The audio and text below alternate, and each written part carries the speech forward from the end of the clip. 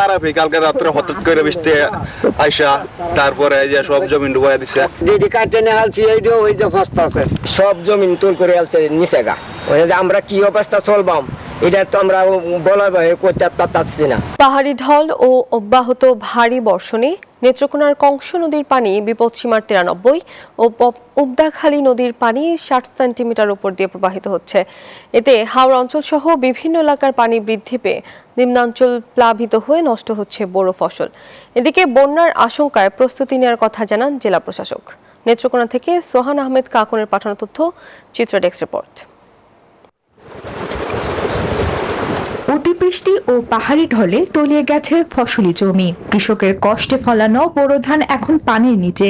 নেত্রকোনার কংস নদীর পানি বিপদসীমার 1 মিটার উপর দিয়ে প্রবাহিত হচ্ছে। এতে জেলার নিম্নাঞ্চল প্লাবিত হয়ে বন্যা পরিস্থিতির সৃষ্টি হয়েছে। চোখের সামনে কৃষকের সোনালী ফসলের এমন পরিস্থিতি দেখে দিশেহারা কৃষক। অনেকেই পানির নিচ থেকে ধান কাটলেও বৈরী আবহাওয়ায় তাও নষ্ট হচ্ছে। পাকা বোরো ধান ঘরে তুলতে না পারায় অনেক কৃষক পাগল প্রায়। অবস্থা তো খারাপই, কালকে রাত্রে হঠাৎ করে বৃষ্টি আইসা তারপরে এই যে সব জমি ডুবাই দিছে। যেটি কাটে নিয়ে হালছি এইটাও ওই যে ফস্তা আছে, সব জমিন তুল করে আলছে নিচে গা। আমরা কি অবস্থা চলবাম এটা তো আমরা বলার করতে পারছি না। কৃষি বিভাগের তথ্য মতে এ পর্যন্ত হাওড়ে 21% ধান কাটা হয়েছে।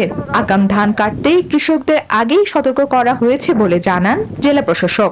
ফসল যেগুলো পেকে গেছে সেগুলো আমরা গত 7 থেকে 8 দিন আগে আমরা শুরু করেছি ফসল তোলার জন্য তারা কাজ করতেছে। আর এমনি আমাদের বন্যা বা পাখি দুর্যোগ এটার জন্য আমাদের আগাম প্রস্তুতি নেওয়া হচ্ছে।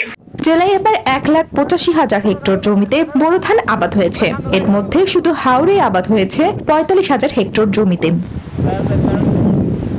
Desk report, news 24।